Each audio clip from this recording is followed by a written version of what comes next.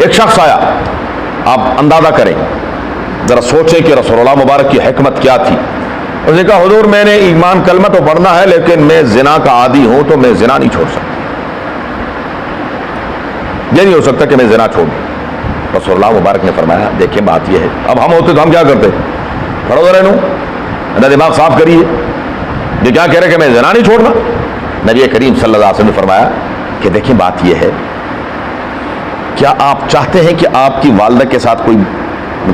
میں اچھا آپ چاہتے ہیں کہ آپ کی بہن کے ساتھ, اب اس کا اور رنگ متغیر ہو گیا غصے سے, آپ چاہتے ہیں کہ آپ کی بیٹی ہو اور اس کے ساتھ, میں کہا حضور میں اس کی گردن اتار دوں. نبی کریم صلی اللہ علیہ وسلم نے فرمایا دیکھیں آپ جس کے ساتھ کوئی برائی کا ارادہ کرتے ہیں تو وہ بھی تو کسی کی ماں ہے, کسی کی بہن ہے, کسی کی بیٹی ہے. فرمایا بس حضور بس, آج تک یہ بات ذہن میں آئی